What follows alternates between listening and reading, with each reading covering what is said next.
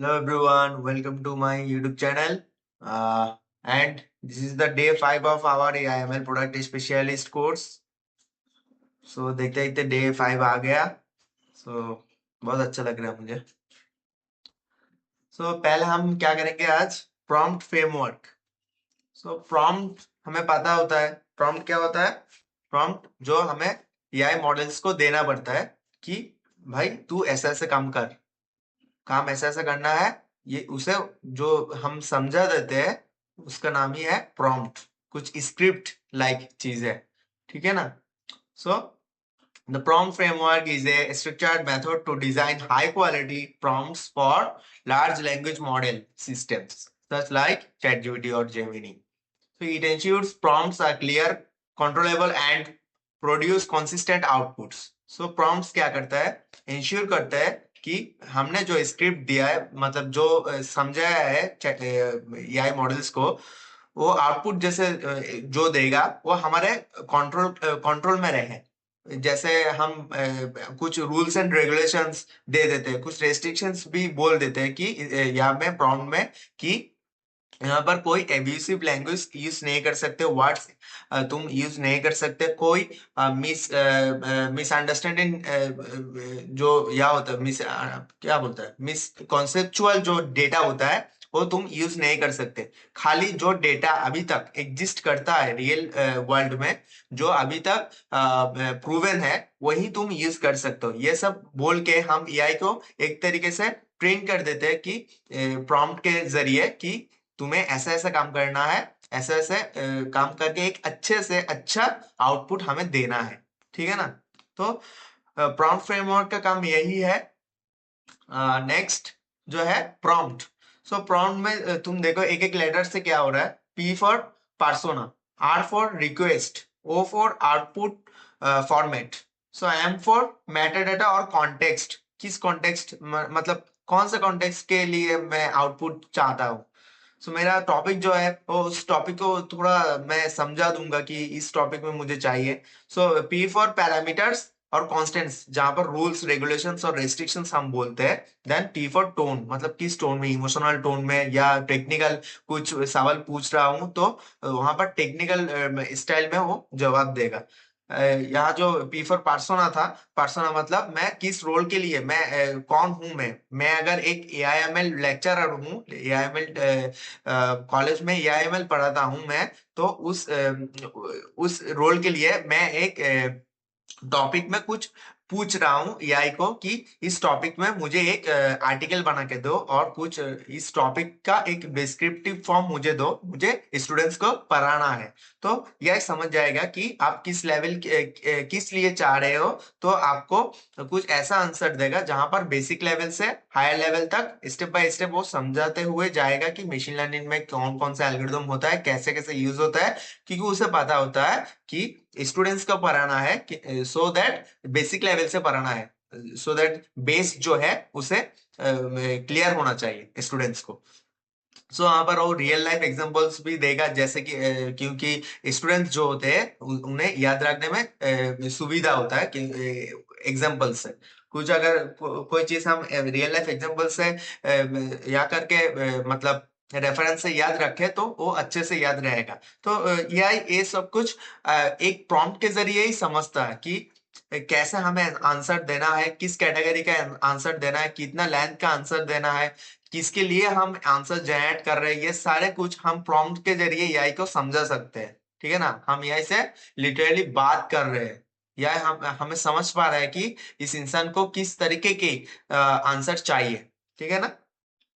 Next request, जो हम answer जो बोल रहे हैं भाई प्लीज इस क्वेश्चन का आंसर दे दे भाई, ऐसे ऐसे एक्सप्लेन कर दे, ये जो हम बोल रहे हैं इसे कहते हैं रिक्वेस्ट. देन आउटपुट फॉर्मेट तो पता ही है. किसी को पैराग्राफ फॉर्म में चाहिए, किसी को पॉइंट बुलेटिन फॉर्म में चाहिए, किसी को टेबल फॉर्म में चाहिए आंसर्स. तो ये आउटपुट फॉर्मेट हो गया. देन मेटाडाटा और कॉन्टेक्स्ट, मैंने बोला किस कॉन्टेक्स्ट के लिए, टॉपिक का कॉन्टेक्स्ट थोड़ा बोल दूं तो एआई को समझने में आसानी होगी. देन ये तो रूल्स है. देन टोन स्टाइल हमने बता दिया. नेक्स्ट स्लाइड में जाते हैं. हाँ, पार्सोना. तो पर्सोना हमने बोला कि persona defines who the AI should act like, AI कैसे एक्ट करेगा। As a machine learning developer अगर मैंने एआई के कुछ पूछा तो वो टेक्निकल एल्गोरिदम से डील करेगा।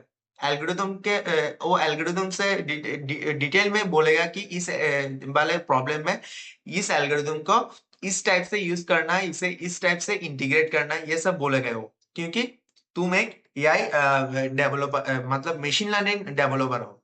सो ये बहुत ही जरूरी है पर्सोना डिफाइन करना। This helps model respond with the correct expertise perspective and tone. सही समझे। Next, why persona matters. Persona क्यों चाहिए। LLM respond differently depending on the role they are assigned. सही बात है कि अगर हम एक लार्ज लैंग्वेज मॉडल को खाली शायरी जनरेट करने के लिए यूज करते हैं, तो उसे अगर तुम ऐसे एक सवाल पूछो कि कुछ टेक्निकल सवाल पूछो मशीन लर्निंग और एआई रिलेटेड और सम हम सी प्लस प्लस और जावा रिलेटेड, तो उसे वहां पर थोड़ा दिक्कत आ सकती है क्योंकि वो थोड़ा हेलुसिनेट हो जाएगा और थोड़ा कॉन्फ्यूज हो जाएगा। इतने दिनों से 15 दिनों से ये आदमी खाली इस चैट में खाली शायरी का चीजें लिखता है, शायरी जनरेट करवाता है मुझसे। अचानक से इसे क्या हो गया, ये टेक्निकल सवाल पूछ रहे हैं। वहां शायद हो सकता है कि कोई उसे रेस्पॉन्स देने में थोड़ा लेट हो जाए और थोड़ा गलती हो सकता है हो जाए। तो ये जायल है क्योंकि तुमने पहले से उसे ऐसे ही सेट किया है और ट्रेन किया है कि तुम यहाँ पर खाली शायरी लिख रहे हो, कुछ इमोशनल बातें कर रहे हो। तुम अचानक से वहां पर स्विच कर जाओ तो वो थोड़ा प्रॉब्लम हो सकता है। सो एआई मॉडल्स को हमें अच्छे से ट्रेन करना पड़ता है, पर्सोना डिफाइन करना पड़ता है, उसके बाद ही रिजल्ट जो होते हैं वो बेहतरीन होता है। Then bad prompt. Better prompt क्या होता है। बैड प्रॉम्प्ट देखो यहाँ पर मैंने क्या बोला, एक्सप्लेन मशीन लर्निंग, खाली ये बोल के छोड़ दिया मैंने। तो आंसर भी वैसे है। मशीन लर्निंग में बहुत सारे टर्म्स एंड टर्म्स होते हैं, बहुत सारे टॉपिक्स होते हैं, बहुत सारे एल्गोरिथम्स होते हैं। मशीन लर्निंग का कुछ हिस्टोरी होता है। तो तुम्हें क्या चाहिए, तुमने कुछ भी नहीं बोला पार्टिकुलरली। सो मशीन वो कुछ भी रैंडमली दे देगा, तो तुम्हारा जो डिजायर आंसर है वो तुम्हें नहीं मिलेगा। सो तुम्हें कैसे प्रॉम्प्ट देना चाहिए, ये थोड़ा इससे बेटर है। You are a senior machine learning engineer, explain machine learning in to a beginner. तो यहाँ पर वो समझ जाएगा कि तुम एक मशीन लर्निंग इंजीनियर हो, तो तुम बिगिनर लेवल से अपने बेस लेवल से हायर लेवल तक चीजें समझने चाहते हो। फिर भी ये भी बहुत अच्छा प्रॉम्प्ट है, मैं नहीं कहूंगा। क्योंकि अगर कुछ अच्छे वाला टॉप क्लास प्रॉम्प्ट अगर हमें यहाँ देना होता तो हम बोलते कि मैं एक senior level machine learning engineer हूँ। सो मुझे मशीन लर्निंग एल्गोरिदम्स सारे जो top of machine learning algorithms है जिनके साथ मैं एआई इंटीग्रेट करके मेरे मॉडल को ट्रेन कर सकता हूँ, और कैसे कैसे मैं ट्रेन कर सकता हूँ, कुछ आइडियाज दो, उस आइडिया को कैसे इंप्लीमेंट कर सकता हूँ मैं इस मशीन लर्निंग एल्गोरिदम से, वो मुझे अच्छे से एक्सप्लेन करो स्टेप बाय स्टेप। अगर ये वाला प्रॉम्प्ट मैं देता तो कुछ मुझे बेहतरीन आउटपुट मिलता। ठीक है ना। नेक्स्ट स्लाइड में चलते हैं। Request. Request is the actual task you want the model to perform. It must be clear, specific and unambiguous. So request जो होता है, तुम जो काम करवाने के लिए उसे prompt दे रहे हो वही है request। भाई ये जनरेट करके मुझे दे, मुझे एक पैराग्राफ दे, मुझे एक लेटर लिख के दे, ये सब जो तुम बोल रहे हो मॉडल को एक क्रिस्टल क्लियर प्रॉम्प्ट दे के, वही है request. So example of request summarize है डॉक्यूमेंट। भाई एक डॉक्यूमेंट है, बहुत बड़ा डॉक्यूमेंट है, मैं मुझे पढ़ने का मन नहीं कर रहा है, तो कभी मैं बोलता हूँ कि एआई मॉडल को भाई इसे समराइज करके दे, यहाँ पर मेन मेन टॉपिक जो है उसे समराइज करके मुझे बता कि क्या है इस डॉक्यूमेंट में। सो हम जो बोल रहे हैं यही है रिक्वेस्ट। अगर कोई आइडिया हम जनरेट करवा रहे हैं एआई मॉडल से कि भाई कुछ बेस्ट बिजनेस आइडियाज मुझे दे, जो प्रॉम्प्ट लिख रहा हूँ वो भी एक रिक्वेस्ट है। ऐसे सारे रिक्वेस्ट है, रिक्वेस्ट का एग्जांपल है। Then bad request, good request. यहाँ पर भी बैड रिक्वेस्ट होता है, गुड रिक्वेस्ट होता है। जैसे कि हमने बोला टेल मी अबाउट एआई, तो एआई के बारे में बहुत कुछ होता है, बहुत कुछ आ गया है एआई का। तो तुम किस बारे में, किस टॉपिक के बारे में पूछ रहे हो एआई का। तो वो तुम्हें बताना पड़ेगा, नहीं तो वो समझ नहीं पाएगा, तो वो बेसिक कुछ दे देगा जो तुम्हारा कोई काम का होगा ही नहीं। सो दैट तुम्हें अच्छे से अच्छा रिक्वेस्ट देना पड़ेगा। यहाँ पर गुड रिक्वेस्ट जो दिया है वो है explain the main difference between supervise learning and unsupervise learning. ये बहुत ये अच्छा वाला है रिक्वेस्ट, क्योंकि तुमने पर्टिकुलरली बोल दिया कि तुम्हें क्या चाहिए, supervise learning and unsupervise learning का एक डिफरेंस चाहिए। यहाँ पर और थोड़ा डिटेल में बोल सकते थे कि सुपरवाइज्ड और अनसुपरवाइज्ड लर्निंग, तुम्हें पता ही है कि सुपरवाइज्ड लर्निंग कहाँ यूज होता है। सुपरवाइज्ड लर्निंग यूज होता है लेवल डाटा के लिए और अनसुपरवाइज्ड अनलेवल डाटा के लिए। सो तुम्हें अगर डिफरेंस जो टेबल फॉर्म में चाहिए तो तुम बोल सकते थे कि टेबल फॉर्म में दो, और मेन मेन डिफरेंस ही देना। कुछ जो डिफरेंस बहुत इंपॉर्टेंट नहीं है उसे मत देना, उसे अवॉइड करो। तो ये और बेहतर हो सकता था प्रॉम्प्ट, ठीक है ना। Next slide. O for output format. Output format हमने पहले भी कहा कि जिस फॉर्मेट में तुम्हें चाहिए, बुलेट फॉर्म में चाहिए, नंबर लिस्ट में, और टेबल फॉर्म में चाहिए, और कुछ ऐसा फॉर्म में जहां पर स्टेप बाय स्टेप एक्सप्लेन करके तुम्हें समझाया जा रहा है आउटपुट को, ठीक है ना। तो ये आउटपुट फॉर्मेट होता है। नेक्स्ट जो है एम फॉर मेटा डेटा और कॉन्टेक्स्ट। तो तुम्हारा जो टॉपिक है उसका कॉन्टेक्स्ट तुम्हें एआई को देना पड़ेगा। तो metadata gives the background information the model हेल needs, it improves accuracy and relevance. So क्या है टाइप ऑफ कॉन्टेक्स्ट जो हम देख रहे हैं यहाँ पर, target audience, business domain and data set information like that. So अगर तुम अपने बिजनेस के बारे में कोई क्वेरी पूछ रहे हो, वहां पर अगर तुम बोल रहे हो कि मुझे अपने बिजनेस के ग्रोथ के लिए कुछ करना है, कोई एड रन करना है, सो किस तरीके के एड मैं कैंपेन कर सकता हूँ, वो अगर तुम पूछना चाहते हो एआई मॉडल को, तो तुम्हें पहले बताना पड़ेगा तुम किस टाइप के बिजनेस करते हो, तुम क्या सेल करते हो बिजनेस में, कुछ एआई रिलेटेड प्रोडक्ट सेल करते हो या तुम फैशन रिलेटेड प्रोडक्ट सेल करते हो, तुम्हारा ऑडियंस कौन है, कहाँ पर सेल करते हो। तभी वो बता पाएगा कि तुम्हें किस टाइप का प्लान के साथ जाना चाहिए, किस टाइप का एड को कैंपेन करना चाहिए। सो ये कॉन्टेक्स्ट देना एआई को बहुत जरूरी है, तभी वो अच्छे से काम कर पाएगा। वो बहुत सारे, जब तुम कॉन्टेक्स्ट दोगे ना, तभी वो जो डेटा अवेलेबल है, बहुत सारे रियल टाइम डेटा जो ट्रेंडिंग है, वहां पर जाके वो चेक करेगा कि इस रिलेटेड बिजनेस में क्या क्या ट्रेंडिंग चल रहा है, कौन कौन सा ट्रेंड चल रहा है, कैसे ऐड किया तो वायरल होगा, और मार्केटिंग अच्छे से होगा, मेरा प्रोडक्ट बिकेगा और मेरा बिजनेस ग्रोथ होगा। तो कॉन्टेक्स्ट के बिना जो तुम प्रॉम्प्ट दोगे ना वो बहुत वीक होगा। सो यहाँ पर कॉन्टेक्स्ट बहुत जरूरी है। Next slide. पेपर पैरामीटर्स और कॉन्स्टेंट्स। यहाँ पर जो रूल्स एंड रेगुलेशंस और जो तुम रेस्ट्रिक्शंस देते हो, ये इस वाले अंडर में आता है यहाँ पर पैरामीटर्स में। तो this controls limits rules and restrictions for the response. So common मेरे जो रूल्स होता है, सो ये होता है कि मैक्सिमम वर्ड लिमिट हम दे देते हैं, कहीं हम बोलते हैं कि कोई ऐसा डेटा मत देना और इंफॉर्मेशन मत देना जो अभी तक प्रूवन ही नहीं है, जो एग्जिस्ट ही नहीं करता, तुम अपने आप से ऐड मत करना ऐसा कोई डेटा। सो अवॉइड, कभी कभी बोलते हैं टेक्निकल जार्गन जो हो, ऐसा कुछ word, complex word, technical word use कर दे रहे हो जो खाली प्रोफेशनल से समझ सकते हैं। तो ऐसा वर्ड अगर हम अपने ब्लॉग और आर्टिकल्स में यूज करेंगे, तो जनरल कोई अगर उस आर्टिकल को पढ़ेगा तो उसे समझ में नहीं आएगा। तो इससे अच्छा कि हम उस टेक्निकल वर्ड को अवॉइड करके कुछ ऐसा वर्ड यूज करें जिससे जनरल लोगों को भी समझ में आए, और जो स्टूडेंट्स अभी अभी एडमिशन लिया है कोई कोर्स में, उन्हें भी समझ में आया कि इस टेक्निकल वर्ड के मीनिंग क्या है, इसके बदले कुछ मुझे अच्छा सा सिंपल सा वर्ड यूज करना चाहिए। तो ये सब बताना पड़ता है एआई मॉडल को, उसके बाद ही वो अच्छे से आउटपुट दे सकता है। सो ये सारे एग्जांपल्स है, maximum 120 words, then use simple language about technical terms, ये सब। तो यहाँ से क्या होता है, एलएलएम को हेलुसिनेशन प्रॉब्लम जो नहीं होता, वो जो आउटपुट देता है वहां पर सही सही डेटा वो देता है, ठीक है ना। और जो आउटपुट मुझे चाहिए वही आउटपुट मुझे मिलता है, ठीक है। नेक्स्ट आता है टी फोर टोन और स्टाइल।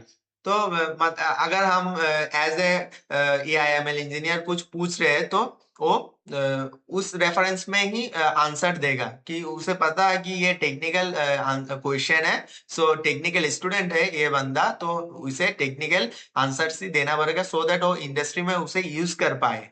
ठीक है ना? So tone is very important and for AI product interacting with users. So यहाँ पर टोन, अगर मैंने बोला कि मैं किसी छोटे बच्चे को पढ़ा रहा हूँ, वहाँ पर एक टॉपिक मुझे उसे समझाना है, इसे फ्रेंडली वे में और एजुकेशनल एग्जाम्पल के साथ कैसे पढ़ाई, तो इसके लिए कुछ तुम दो, इस टॉपिक में कुछ डिस्क्रिप्शन दो, मतलब कुछ आंसर दो जो थोड़ा सा उसे एक्सप्लेन कर पाए। तो वहां पर वो देगा तो वो समझेगा कि हाँ वो बच्चा है, तो उसे फ्रेंडली वे में कुछ ऐसा एग्जांपल देना पड़ेगा जिससे उसे खुशी मिले, जिससे उसे पढ़ने में आनंद मिले। ठीक है ना? सो ये तो गया tone. Next, 5 advanced prompt engineering techniques. So पहला है prompt chaining, then self consistency, tree of thought, TOT, then react prompting जहां पर रीजन और एक्ट दोनों का कॉम्बिनेशन है, देन प्रॉम्प्ट टेम्पलेट्स। एक एक करके पढ़ते हैं। प्रॉम्प्ट चेनिंग, प्रॉम्प्ट चेनिंग क्या है? Prompt चेनिंग means breaking a complex task into multiple smaller prompts where the output of one prompt becomes the input for the next. This helps to solve large and complicated tasks step by step. So यहाँ पर क्या है? Prompt चेनिंग, prompt चेनिंग मतलब तुम अगर example से मैं बताता हूँ कि मुझे ट्रेडिंग सीखना है, प्रो लेवल ट्रेडर बनना है, तो प्रो लेवल ट्रेडर बनने के लिए एक दिन में एक प्रॉम्प्ट से तो मैं इसे प्रो लेवल ट्रेडर नहीं बन जाऊंगा। मैं अगर खाली इसे प्रॉम्प्ट लिखूं कि I want to be a pro level trader, तो ये प्रॉम्प्ट से मुझे अच्छे से आउटपुट नहीं मिलेगा, मुझे जो डिजायर आउटपुट में चाहिए मुझे वो वाला आउटपुट मुझे नहीं मिलेगा। सो मुझे अपने प्रॉब्लम को समझना पड़ेगा, उसे स्टेप बाय स्टेप प्रॉम्प्ट के जरिए AI मॉडल को देना पड़ेगा। सो दैट मैं इस मामले में क्या कर सकता हूँ, मुझे एक प्रो लेवल ट्रेडर बनना है, तो ट्रेडर बनना है तो मुझे पहले शेयर मार्केट जो होता है, शेयर मार्केट ट्रेडिंग वगैरह का यहाँ पर जो इंपॉर्टेंट टर्म्स होता है उन्हें समझना पड़ेगा, कि शेयर मार्केट में इंट्राडे सेल इन क्या होता है, और या सेल इन क्या होता है, लिमिट करके सेल कर सकते हैं, तो वो क्या होता है, मार्केट में कौन सा जो शेयर्स है वो बहुत रिलायबल है, कौन सा शेयर लेना बहुत ही रिस्की है, कौन सा शेयर्स बहुत अप एंड डाउन जाते हैं, ग्राफ कैसे एनालाइज करते हैं शेयर प्राइसेस का, ये सब बेसिक चीज मुझे जानना है पहले। उसके बाद स्टेप 2 में एक स्टेप मतलब प्रॉम्प्ट 2 में हम क्या दे सकते हैं कि पहला प्रॉम्प्ट तो वो हो गया कि बेसिक कुछ टर्म्स मुझे पता लग जाए उस प्रॉम्प्ट से, तो AI मुझे बेसिक कुछ टर्म्स एंड या हमें बता देगा शेयर मार्केट्स का। देन प्रॉम्प्ट 2 में हम क्या बोल सकते हैं AI को, कि मेरे पास खाली 10,000 रुपया है, तो इसे हम कैसे इन्वेस्ट करें, give me top 5 reliable shares. Then वो समझेगा कि इसके पास तो बंदे के पास सिर्फ 10,000 रुपीज है, सो इसे ऐसा शेयर देना पड़ेगा जिसका प्राइस मिनिमम 200 250 इनके बीच होगा।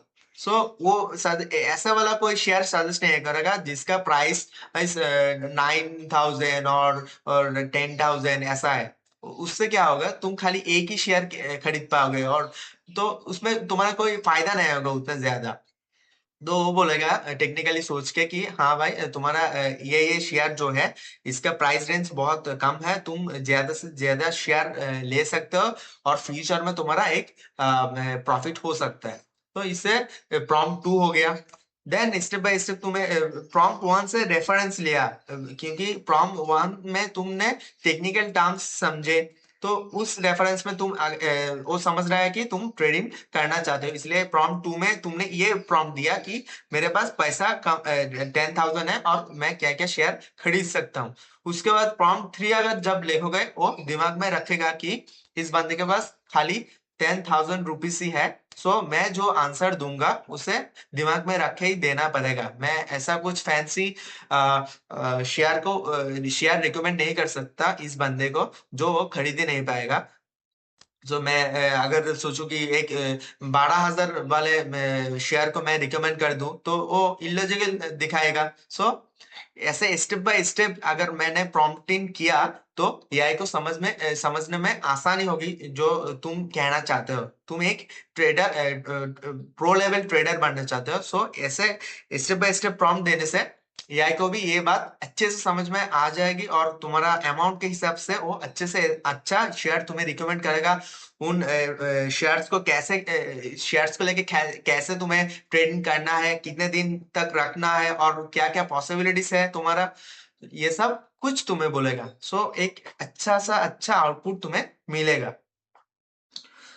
सो ये जो each prompt builds the previous result, improves structure, then easier for the model to handle complex task. So model के लिए ये बहुत इजी हो जाता है क्योंकि बहुत सारे रेफरेंसेस मिल रहे हैं, बहुत तुमने प्रॉम्प्ट के ऐसे डिवाइड किया है कि उसे समझने में आसानी हो रहा है। ठीक है ना। नेक्स्ट यहाँ पर एग्जांपल वही है, एक प्रॉम्प्ट चेन इनका एग्जांपल, लाइक राइट ए ब्लॉग पोस्ट। स्टेप 1 में क्या है, generate an outline for a blog about machine learning। Generate करो। तो पहले पार्ट में मैंने बोला कि एक आउटलाइन अच्छे से सोच लो कि कैसे कैसे तुम ब्लॉग इस ब्लॉग को दोगे मशीन लर्निंग के बारे में। स्टेप 2 में मैंने क्या दिया, ब्लॉग के पहले ब्लॉग में शुरू में क्या आता है, एक इंट्रोडक्शन पार्ट आता है जहां पर हम बोलेंगे कि मशीन लर्निंग क्या होता है, छोटा मोटा डिटेल्स देंगे और इस ब्लॉग में हम कौन कौन से टॉपिक को हम कवर करने वाले हैं ये सब देते हैं, जो बेसिक पार्ट होता है। स्टेप 2 में हमने वो बोला। उसके बाद स्टेप 3 में हमने बोला कि जो हम इस छोटा छोटा ये टॉपिक्स को अभी एक्सपांड करके डिटेल से बोलो तो इससे क्या होगा, हमारा एक ब्लॉग रेडी हो जाएगा। सो ये है एक प्रॉम्प्ट चेनिंग का एग्जांपल। देन आता है self consistency. Self consistency means asking the model to generate multiple reasoning paths and then selecting the most consistent answer।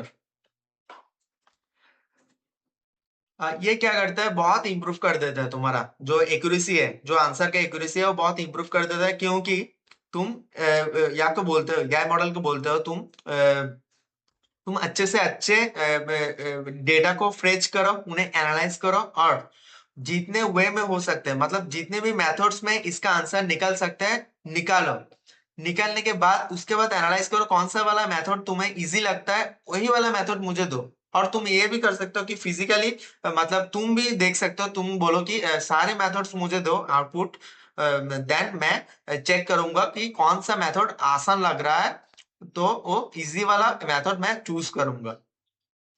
तो ये वाला जो है सेल्फ कंसिस्टेंसी, तो इससे हम मॉडल्स को बोलते हैं मल्टीपल रीजनिंग पाथ्स, मतलब मल्टीपल मेथड से तुम प्रॉब्लम को सॉल्व करो। उसके बाद जो तुम्हें जो एक मॉडल जो एक मेथड तुम्हें अच्छे से अच्छा रिजल्ट दे रहा है, कंसिस्टेंटली तुम्हें इजी आंसर दे रहा है, इजीली सॉल्व हो जा रहा है, वो वाला मेथड तुम मुझे सजेस्ट करो आउटपुट के रूप में। तो ये इस वाले प्रॉम्प्ट से मुझे एक आसान सा अच्छा सा आउटपुट मिल सकता है।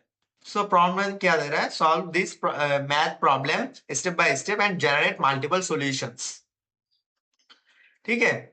तो यहाँ पर क्या होगा, एक मैथ प्रॉब्लम को कई तरीके से हम सुलझा सकते हैं, ये हमें पता है। पहले क्या होता था कि टीचर ने हमको एक तरीका बता दिया, बट हमें बहुत ही हार्ड लग रहा था। बट हम क्या करें, हमें पता ही नहीं है कि इसे और एक तरीके से किया जा सकता है सॉल्व। बट अभी एआई मॉडल्स जो है उनके उनके लिए ये प्रॉब्लम नहीं है, क्योंकि हम बोल सकते हैं उसे प्रॉम्प्ट में कि भाई इस मैथमेटिकल प्रॉब्लम को किस किस मेथड्स में सुलझा सकते हैं, सारे मेथड्स मुझे सॉल्व करके दो स्टेप बाय स्टेप, उसके बाद मैं चेक करके बोलूंगा, देखूंगा कि कौन सा मेथड मुझे अच्छा लग रहा है। और ये भी बोल सकता है प्रॉम्प्ट में कि सारे मेथड्स चेक करो तुम, जिस मेथड में छोटे छोटे से छोटे में ये सॉल्व हो जा रहा है और अच्छे मतलब कम समय में हो जाएगा, क्योंकि हमें एग्जाम भी देना है, एग्जाम में करके आना है मैथ्स। तो हम बोल सकते हैं जो मेथड इजी होगा और कम टाइम में सॉल्व हो जाएगा, वो वाला मेथड मुझे आउटपुट के रूप में दो। ठीक है ना। सो यहाँ पर रिड्यूस हो जाता है रीजन इन एरर्स, तो एरर नहीं होता हमारा। Then useful for math and logic task, हमारा मैथमेटिक्स का वहां पर बहुत सारे लॉजिक का काम होता है। तो एंड लॉजिक टास्क, मैथमेटिक्स भी एक लॉजिक टास्क है, और हमारा जो कोडिंग होता है वहां पर भी स्टेप बाय स्टेप जो हो रहा है, वहां पर भी मैथ्स यूज हो रहा है, तो वहां पर भी हम इसे इस प्रॉम्प्ट को यूज कर सकते हैं। Then example of self consistency, यहाँ पर एग्जांपल दिया है, एक ही है, वही है, सही ना। Next, tree of thought, TOT. तो TOT prompting allows the model to explore multiple reasoning paths like a decision tree before choosing the best result or answer. Instead of one reasoning path, the model explores many possibilities. तो यहाँ पर भी पिछले वाले की तरह same ही है। तो मैं एक एआई मॉडल को एक आजादी देता हूँ कि भाई तुम एक्सप्लोर करो सारे जो एग्जिस्टिंग डेटास है, विकिपीडिया वगैरह में, गूगल वगैरह में, आर्टिकल्स वगैरह में, उन्हें एनालाइज करो, और जो मैंने प्रॉम्प्ट में क्वारी लिखा है उसका बेस्ट ऑफ बेस्ट आंसर जो है, जो ज्यादा इंप्रेसिव है एंड इजी है, उसे पता लगाओ, उसके बाद मुझे बेस्ट वाला देना। तो यहाँ इस प्रॉम्प्ट के जरिए एआई को एक खुला छूट मिल रहा है कि वो सारे जो डेटा है उसे एक्सप्लोर करे और एनालाइज करे, उसके बाद बेस्ट वाला इसे दे। ठीक है ना। तो यही होता है। तो एआई के पास इस प्रॉम्प्ट के जरिए एक डिसीजन मेकिंग कैपेबिलिटी आ जाता है। एआई सोचता है कि हाँ, सर ने बोला है कि मुझे पता लगाना है कौन सा बेस्ट वाला है, तो मुझे एनालाइज करना पड़ेगा सारे, उसके बाद वो अपने आप से डिसीजन लेगा कि कौन सा वाला में इंप्रेसिव रिजल्ट आ रहा है और इंप्रेसिव डिस्क्रिप्शन है।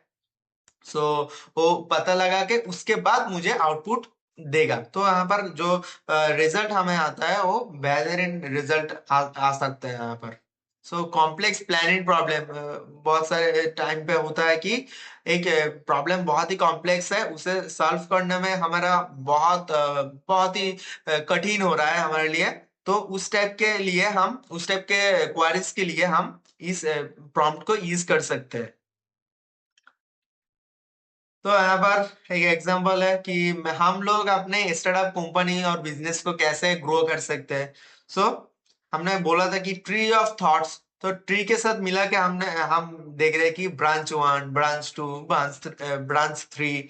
तो ब्रांच वन में वो सोचेगा कि अगर हम स्ट्रेटेजी मांग रहे हैं उनसे, तो हमें पहले तो हमें याद रखना है, हमें इसे एक कॉन्टेक्स्ट देना है, ठीक है, कि हमारा बिजनेस किस बारे में है। ठीक है ना। उसके बाद ही वो सोचेगा कि इस बिजनेस के लिए क्या क्या मार्केटिंग स्ट्रेटेजी कर सकते हैं, क्या क्या अभी इस बिजनेस के रिलेटेड ट्रेंडिंग में चल रहा है।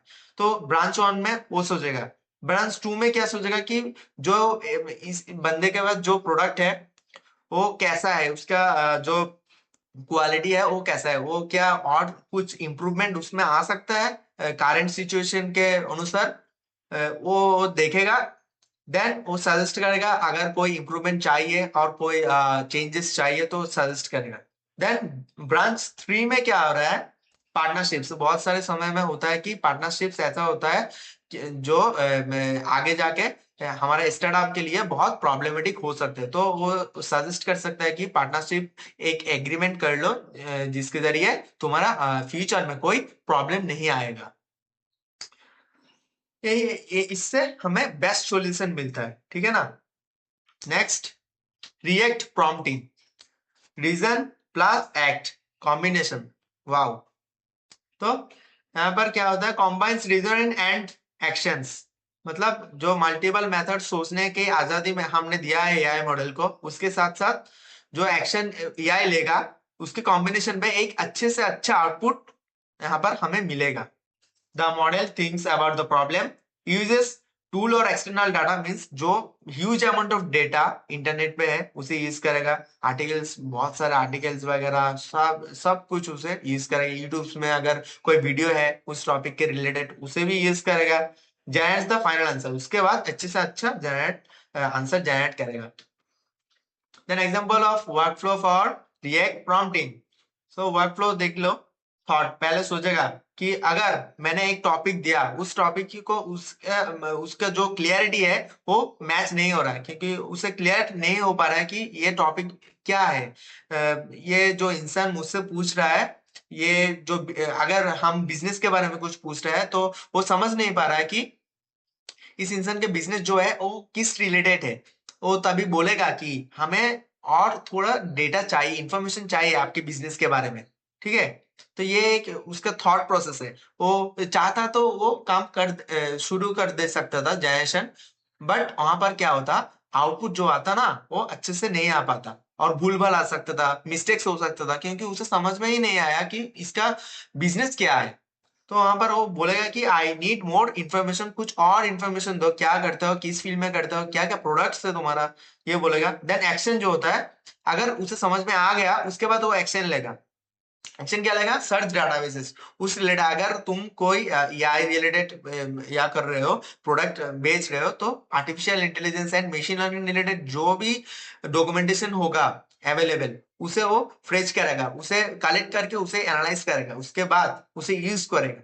देन ऑब्जर्वेशन, जो रिजल्ट्स हमें हमें मिलेगा उसमें से वो अगर दो तीन रिजल्ट्स उसे मिला एआई मॉडल को, हाँ, उसके बाद वो एनालाइज करके कौन सा रिजल्ट बेस्ट है हमारे लिए, उसके बाद वो और रेस्पॉन्स देगा, प्रोवाइड रेस्पॉन्स, फाइनल आंसर जो होता है।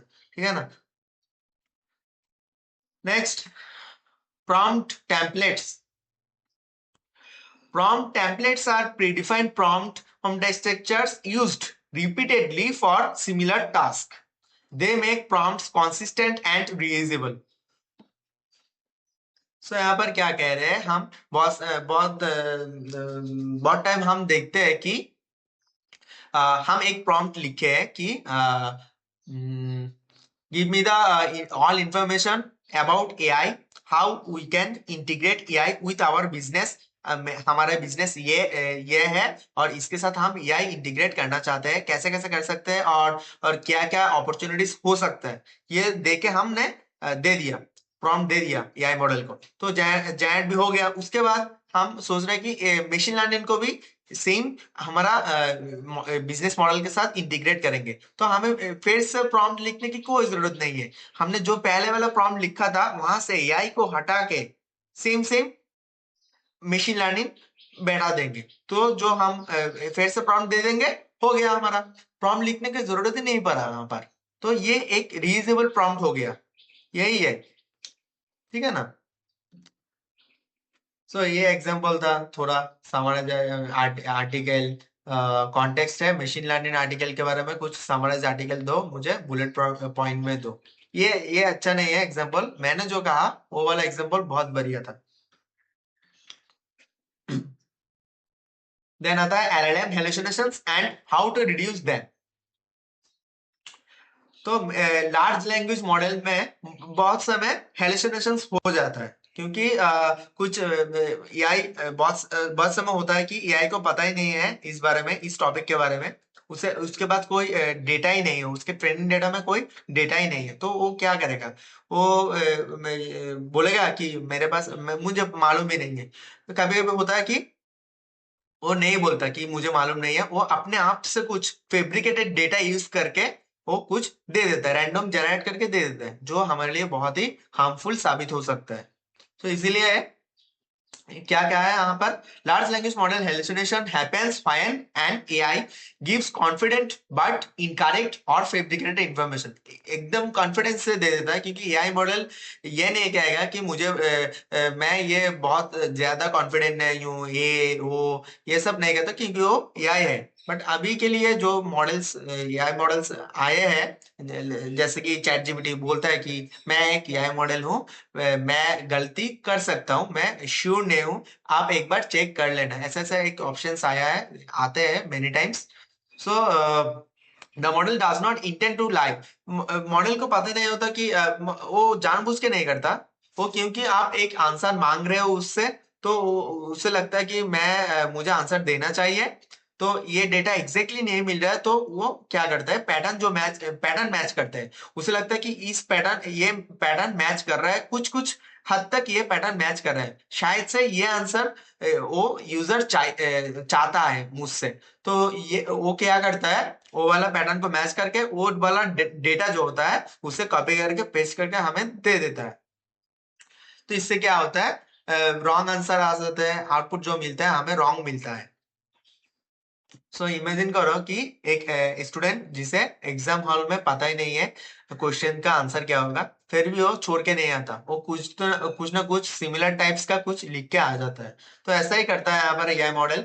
तो यहाँ पर एक एग्जांपल दिया है हमने कि who invented the fast smartphone.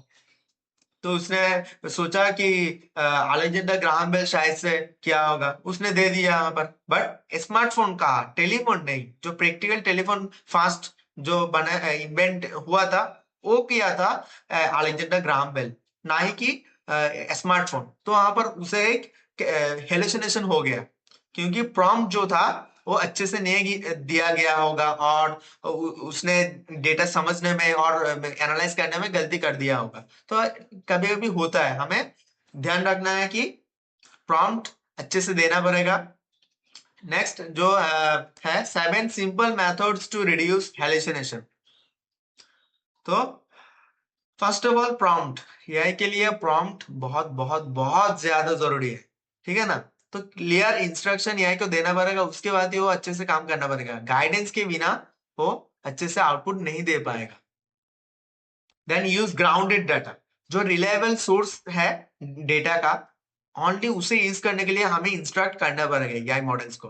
भाई तू जो जो या क्या बोलना पड़ेगा कि भाई ये यूज कर, जो जो अभी तक प्रैक्टिकली साबित हो चुका है कि ये डेटा करेक्ट है, सिर्फ उसे ही यूज कर। कोई फैब्रिकेटेड और इमेजिनरी डेटा यूज मत कर, उसे बोलना पड़ेगा। और ऐसे ऐसे मतलब सोर्सेस यूज कर जो ट्रस्टेड है, लाइक विकिपीडिया, गूगल, ये वाले डेटाबेस को यूज कर। कोई रैंडम डेटाबेस को यूज मत कर जहां से तुम्हें गलत इंफॉर्मेशन मिल सकता है, ठीक है ना। देन आता है हमारा फोर्स साइटेशंस। फोर्स साइटेशंस मतलब बहुत समय क्या होता है, बहुत सारे आर्टिकल्स में जानबूझ के मतलब टीआरपी के लिए और कुछ और के लिए जानबूझ के कुछ फैब्रिकेटेड मतलब इंफॉर्मेशन ऐड किया जाता है, जो सुनने में इंटरेस्टिंग लगता है बट होता है गलत। तो ऐसे ही फॉल्स साइटेशंस मतलब फोर्स साइटेशंस होता है, मींस हम भी एआई को बोल रहे हैं कि मुझे एक बहुत बड़ा आर्टिकल चाहिए, बट एआई जो आर्टिकल जनरेट करके दे रहा है वो बहुत ही छोटा सा आर्टिकल है। तो अगर हम बार बार उसे फोर्स करते रहेंगे कि कुछ और ऐड करके, अपने आप से कुछ ऐड करके दे दो भाई, मुझे एक बड़ा सा आर्टिकल चाहिए इस टॉपिक में, बट इस टॉपिक में डेटाबेस में अवेलेबल ही नहीं है डेटा, ये कुछ नया सा टॉपिक है, तो एआई को मिल ही नहीं रहा, तो वो कहाँ से देगा। अगर बार बार फोर्स करे तो तभी वो क्या करेगा, कुछ फैब्रिकेटेड कुछ ऐसा कुछ जनरेट करके देगा जो इससे मिलता जुलता है, बट ये एक्यूरेट डेटा नहीं है। तो यहाँ क्या होता है, हेलुसिनेशन हो जाता है डेटा को, क्योंकि बार बार उसे फोर्स किया जा रहा है कि तुम फैब्रिकेटेड कुछ दे दो, तुम अपने आप से कुछ बना के दे दो। तो जहां पर डेटा अवेलेबल ही नहीं है वो कहाँ से देगा, ठीक है ना। तो इसे कहते हैं force citations. Next, use temperature control. तो टेम्परेचर कंट्रोल से क्या होता है, कभी कभी हमें चाहिए होता है एआई मॉडल, हमारा एआई मॉडल बहुत एक्सप्लोरेबल हो, नया नया कुछ एक्सप्लोर करे और आंसर्स भी नया नया दे। तो उसका इमेजिनेशन नहीं, इनोवेशन जो होता है, इनोवेटिव आंसर्स दे। हमें चाहिए होता है इनोवेटिव आंसर्स दे, नया नया आंसर्स दे, ऐसा हट के आंसर दे जो बहुत ही इंप्रेसिव हो और 100% करेक्ट भी हो। बट बहुत समय क्या होता है, ये इनोवेशन के चक्कर में, कुछ नया करने के चक्कर में कुछ ऐसे डेटा ऐड हो जाता है आउटपुट में जो सही नहीं होता। एआई को वो समझ में नहीं आता, तो एआई क्या होता है, उसे हेलुसिनेट हो जाता है। सो इसमें टेम्परेचर कंट्रोल मतलब है वो जो इनोवेटिव नेचर है ना एआई का, उसे कंट्रोल करना, अपने अंदर रखना।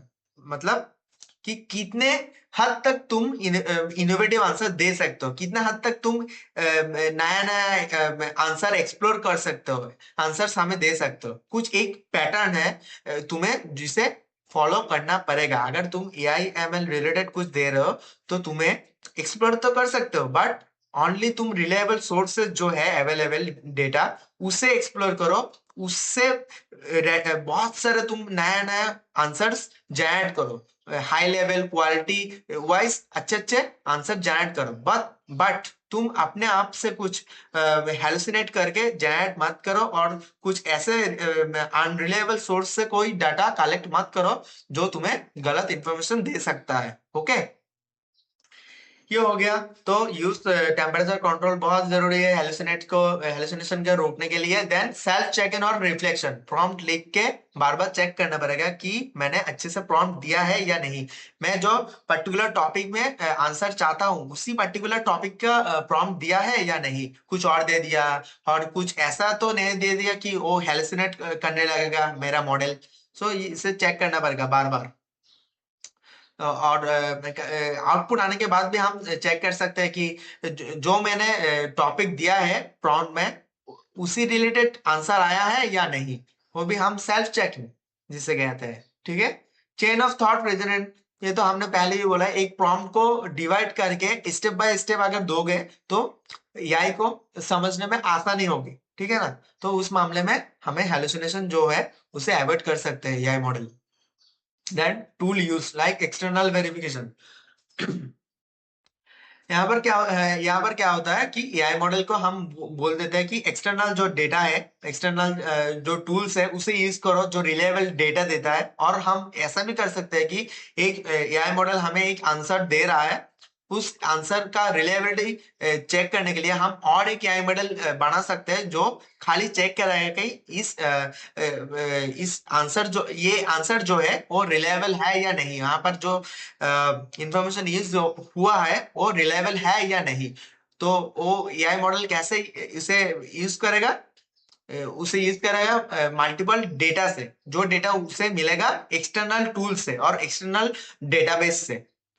ठीक है, तो यहाँ पर कुछ एक्सटर्नल वेरिफिकेशन है जहाँ जिसके जरिए हम हेलुसिनेशन को अवॉइड कर सकते हैं। नेक्स्ट, खत्म। इस वीडियो के लिए इतना ही था। अगर आपको वीडियो पसंद आया होगा तो एक लाइक कर देना और चैनल को सब्सक्राइब कर देना और वीडियो को शेयर करना। ठीक है, थैंक यू।